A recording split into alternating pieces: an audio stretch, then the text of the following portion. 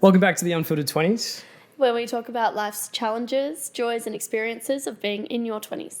And today we are going to be talking about, well, we didn't introduce ourselves. Relation. Wait, I'm Riley. And I'm Latia. Just for those of you who don't know yet, who haven't been following along, if you're new here, welcome. Thanks for tuning in. Today's episode is going to be about what really matters in a relationship and what we think about that. Obviously, me and Tia being in one for 2 years strong now. Did I just see what I think I saw? Nothing. You absolutely saw nothing. What the hell? Chat? Did I just see that? Huh? No. Defining what really kind of matters in a relationship. What we kind of think. We're going to get heavy breathing. Ooh. Get off. You're so wet. Ew. This is our dog I'll lay Arlo. off. I'll lay down. Lay down and get off. Lay down. Go lay down. Go lay down. Do you want to say hello?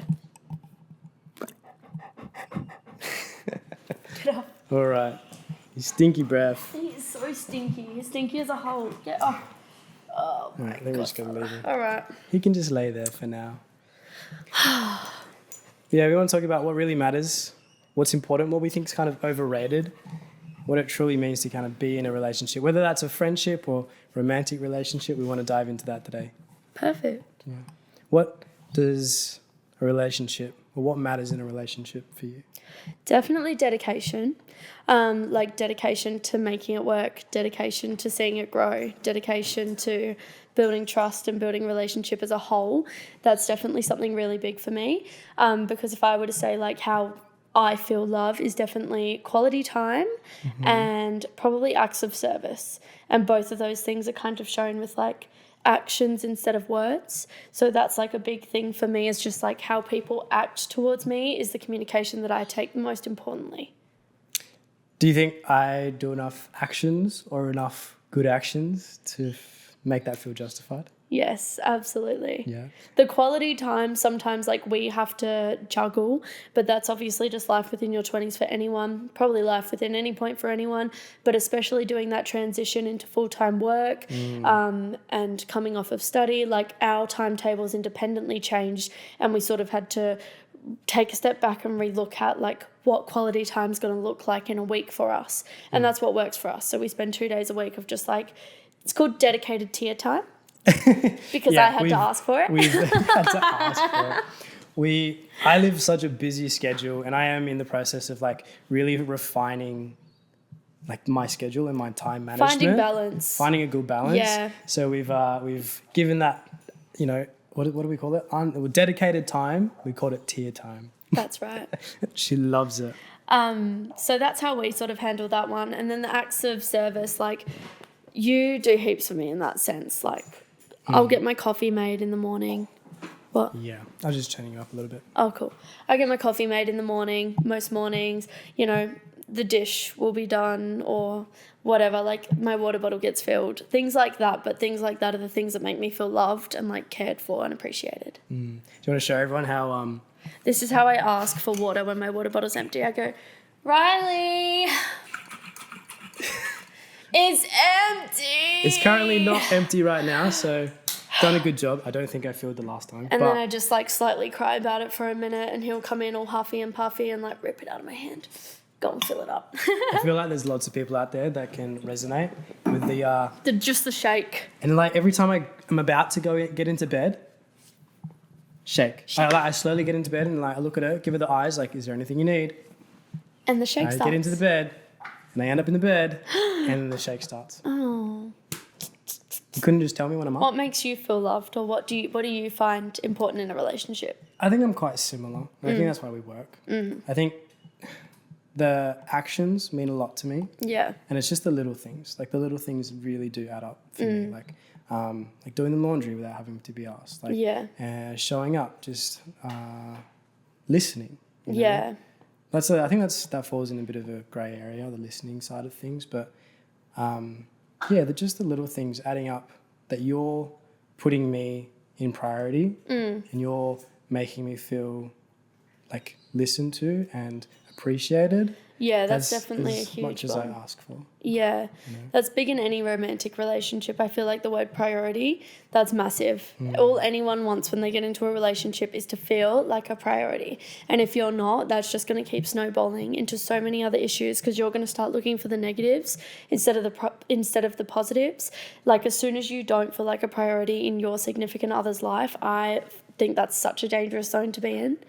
So dangerous. And I think that's why we spent so much time kind of talking about it and about time management and really just putting aside that the time to have, that time's for you. Yeah, it doesn't matter what we're doing. Yeah. If one of us has to cook dinner, we both go to the shops. We both come home. We'll help prep dinner, whatever it is. We'll go see our parents together. We'll go see some friends together. Yeah. And that's just our dedicated time. We will obviously, We might obviously go on a date. Yeah.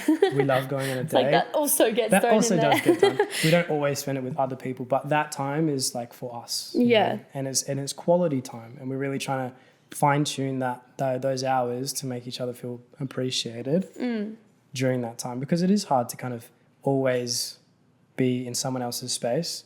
So giving each other that time. Because if you weren't aware, we also live together. Yeah, we also live together. It makes it a little bit easier to spend time together, but It does, but that's like the difference between the quality time, I think, because sometimes that can obviously be a really easy excuse for some people to use when you start living with somebody. Oh, but I see you all the time. Oh, but we're in bed together from this time. And it's like, but that's not time you're dedicating to me. That's time that you go on a fucking bed, mate.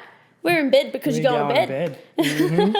And that's not really quality time. Like, No. you can do whatever you want in those times, like the filler times, I guess you'll call it. Yeah, there's still quality moments in there, don't get me wrong. But if you're not dedicating time, then you're not making them a priority, and that's where the issue stems. I think another thing that's important for me is for me to be able to come to you as like my safe space. Like I love having that space where I can come to you, tell you anything that's on my mind and not feel judged. Yeah. And I think that's something that's really important in a relationship. Yeah. Where you can have those conversations that you feel no matter what you say, it's going to be okay. And you're there to kind of bounce whatever words you want to vomit out, and they're there to either listen or not or whatever you need. Yeah, I think it's also just important for the partners to know how to react in those moments. Like, I Yes. think you need to, that's important for any relationship, romantic or friendship, that you can go to them and trust in their relationship and then have a judgment-free zone, obviously. But then also knowing how to respond to the people who are relying on you can make a huge impact to whether or not they feel comfortable ever doing that again. Yeah, exactly. I think it's really important to even have those discussions. Like if you do want to build that safe space, you need to talk about it. You need to talk about how you want to approach it and how you kind of want them to react, and you kind of set your own boundaries. You know? Yeah, 100%. Like, I'm someone that when I'm heated, I'm like, I just want you to nod your head and fucking agree with me. Whereas Riley's like a level-headed person that always wants to give me like a solution to my problem, and I'm like, but I'm not the problem, so don't give me the solution. Like, I just want you to agree with me. Just agree with me. But there's definitely like a time and place for both of those reactions, and so now I think we're even better at like sort of, if it's in the heat of a moment, he'll just, no, that must have felt really crappy for you. Like, that must have, like, supportive. And then, if it comes up again in 24 hours when I'm a little bit more chilled about it, he can obviously be like, so I think the problem is I always know that answer in my head and I just don't want to hear it. Yeah. Sometimes even though what she's saying might be crazy, we've got to listen anyway. Just put your listening ears on. Yeah. You don't have to agree or disagree, but you're there to listen. Yeah. I think that's definitely something I'm continuing to work on. And I feel like a lot of relationships, especially probably the men, probably just need to get better at just listening. You don't have to have an opinion. Unless you get asked to have an opinion, you don't need to have one. You literally just slow nod. It is the smile and wave boys. It's called the smile and wave boys, but it's just nod and smile. Do you know what I learned the other day? Listening to my gazillion podcasts that I do listen to. There's a difference between a fast nod and a slow nod.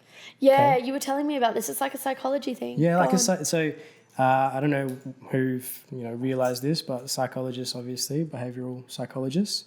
A fast nod, so say if I do like 3 fast nods, it's like, hurry up, I want to say what I want to say. Like, I'm not really listening. I want you to shut up so I can say what I want to say. Mm-hmm. So I said the fast nod, like, yeah. Paired with the yeah. Oh, triple yeah, that's a not good shutdown. for you. It's a shutdown. Like, That is a shutdown. I'm not really listening. I want to say my point. Stop talking. Yeah. But the slow, like I'm doing now, slow nod. Yeah. You Tuned don't- in. And not even saying a yeah, maybe like a You don't have to say anything, but like that bit more intrigued, slow nod. That's the one to go for, boys. Yeah. Good advice. Pro tip there. Yeah. I'd agree with that. That's solid. That's solid Do advice. you feel like when people do that to you, you feel more listened to? You have never noticed. It's probably a very subconscious It'd be thing. a subtle, it'd be a subtle thing that if, like, you know, even though I am aware of it, I'm still not really looking for it in everyday life, you know? I think it's just like an unconscious thing though, because it's just built into us as humans. Anyway. Yeah, so as for starting a relationship, when you get into a relationship, what are the initial factors that you look for? And how do you change the initial relationship into a deep connection?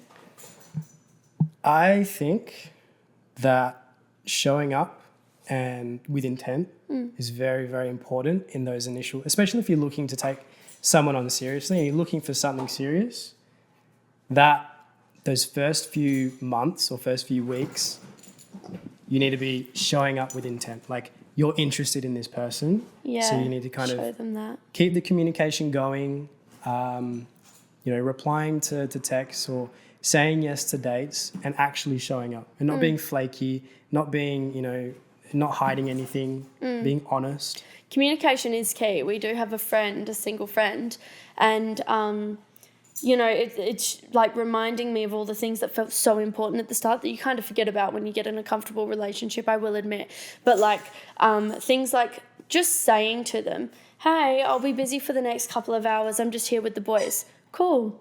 Great. That's fine. Enjoy your time. But like just that little sentence of communication. And just tell me, it's let all me good. know. Don't let me fill in the blanks. Yeah, and then sit there contemplating and feeling like crap when all I want is your attention. Like, it is okay, but you need to communicate that. Yeah. What about the word spark?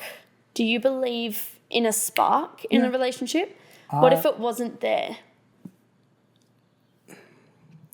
What if it wasn't there? Yeah, what if there were a lot of things about a girl? This is all hypothetical because we're never breaking up, by the way. So, like, we'll never have to deal with this ever again. And we obviously had a spark because we're fucking perfect. But anyway.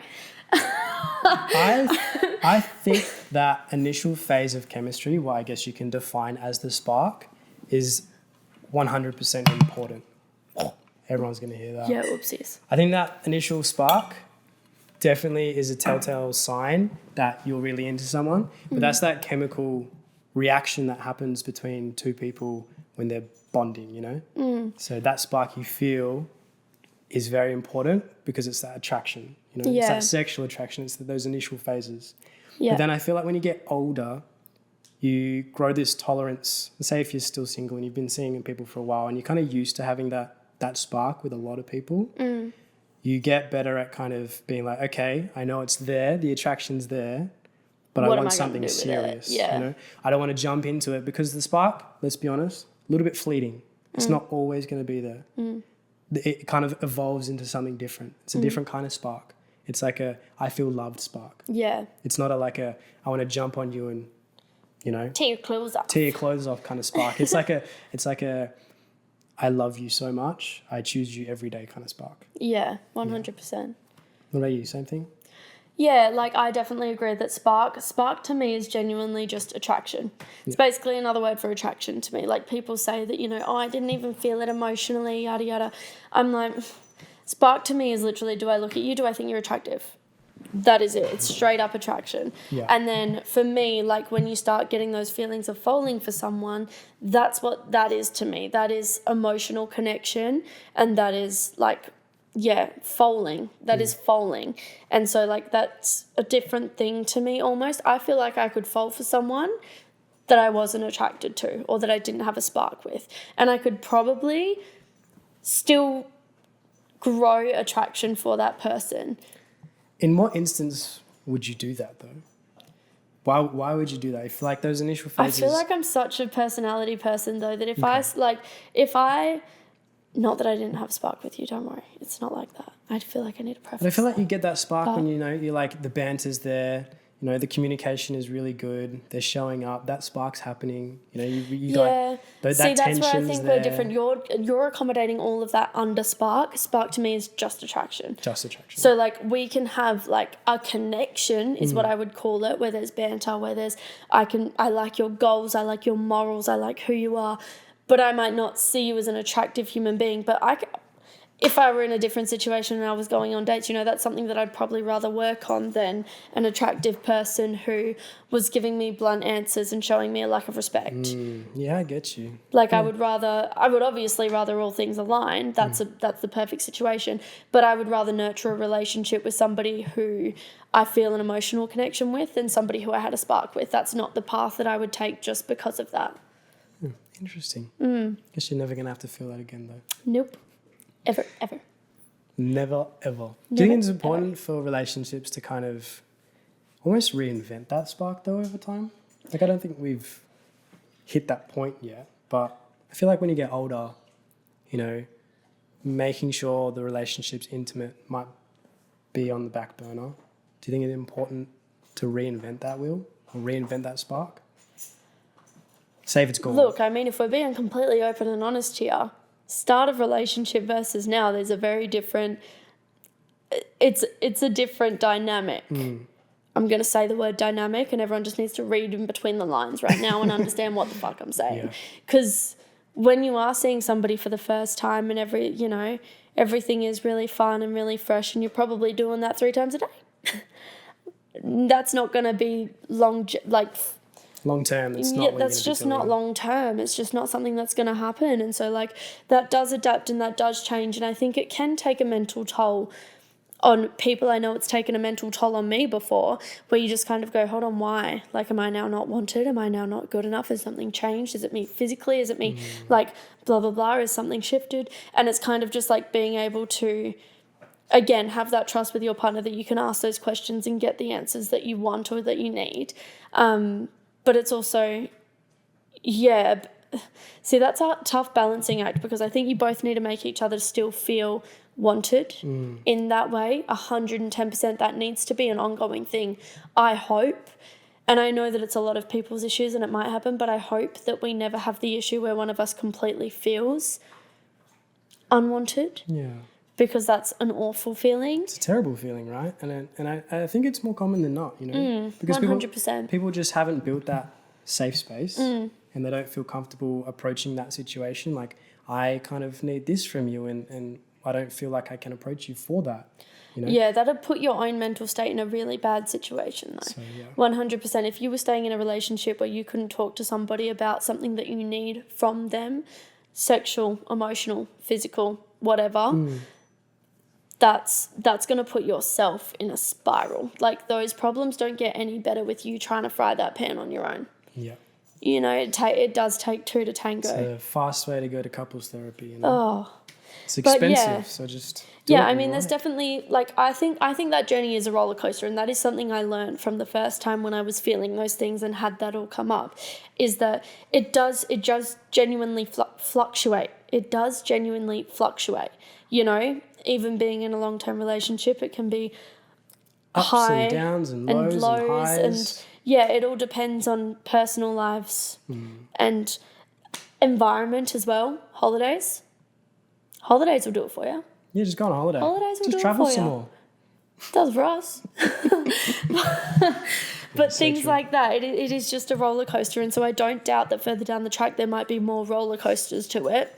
Obviously, kids, obviously, financials, things all come into play to dictate whether or not you're ready to engage in that or whether you've got the energy to engage in that. Yeah. Life is stressful. 100%. There's things that will cause stress and just taint with whatever you're trying to do, you know? Yeah, I think there still needs to be some level of consistency in order to still know that each other are wanted. Yeah. Well, I'm posing to that. What do you think's not important or like overrated in a relationship? Like some things that, you know, friends might come to you and be like, you don't really need that in a relationship to be strong. Ooh, wow, that's tough. For Definitely. me, You go. For me, when you get into a long-term relationship, texting becomes almost I don't know, not a thing that I care about anymore. Like, as long as you communicate with me. So for those examples, like, oh, I'm going to be home in 2 hours, or I'm going to be away doing this and I'm kind of busy. Like, they're still important. Don't need but 5-minute updates. I don't need 5-minute updates. I don't need all of that to know that you still love me and assurance. Yeah, 100%. And I feel like there's a lot of people out there that kind of sit in that realm of like, I need you to text me. Insecurity. But I'm working, or I'm doing things. Generally, it will be, for us. And there's also a life I got to live. I got to go to the gym.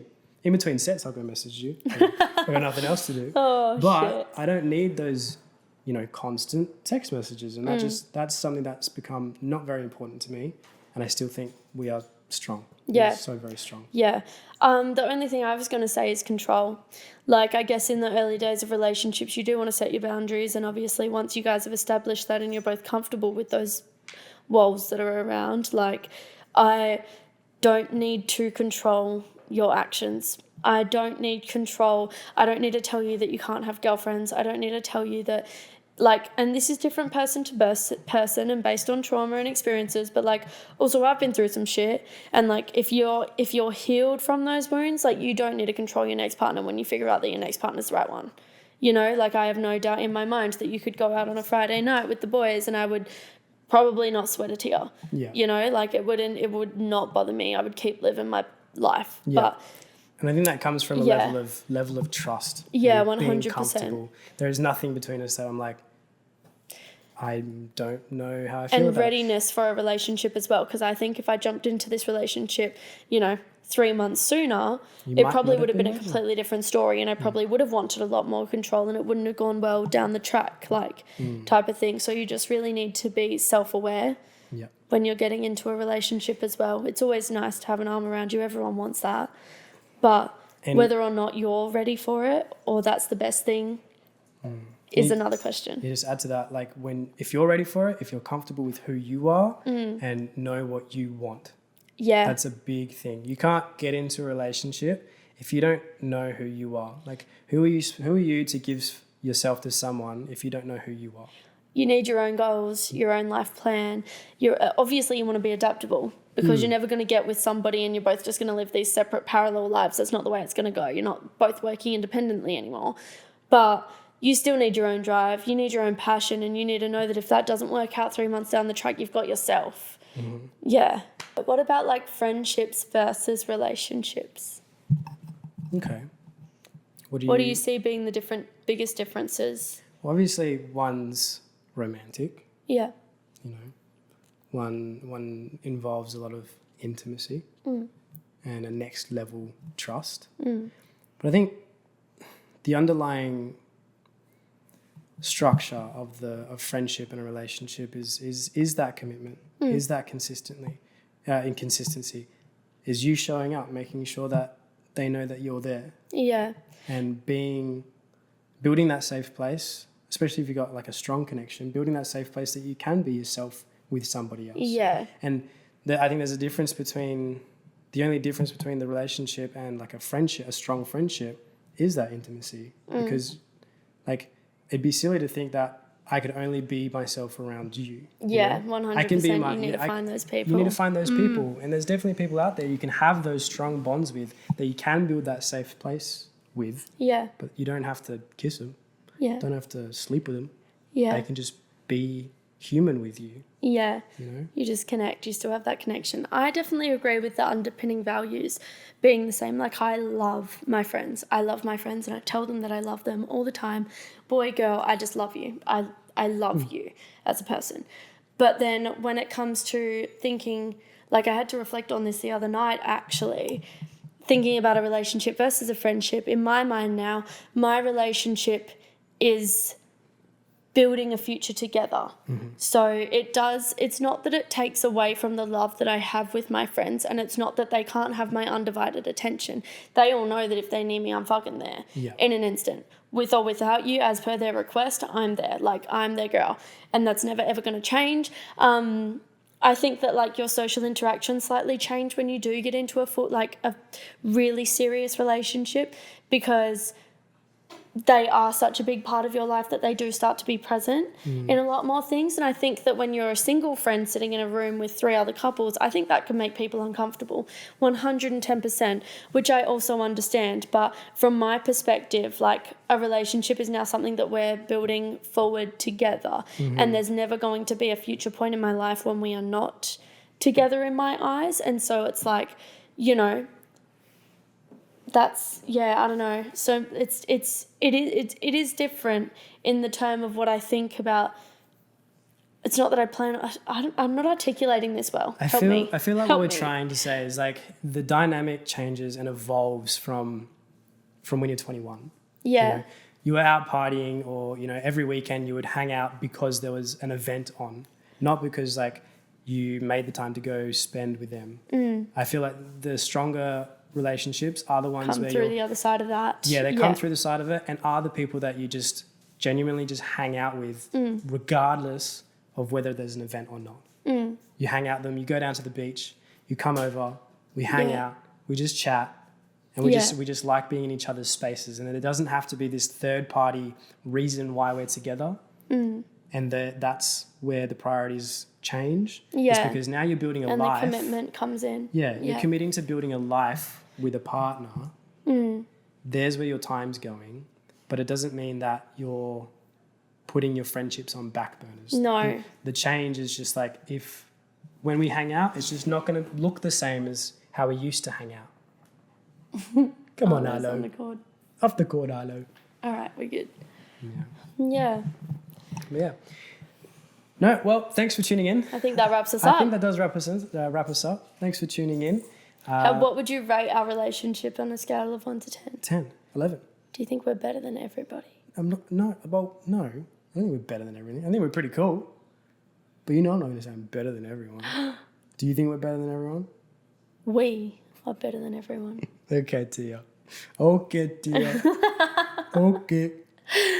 No, I'm playing. But I do think we're pretty strong. Yeah. I do think we're pretty good. Like, I definitely do look at our relationship and thank my lucky stars, that's for sure.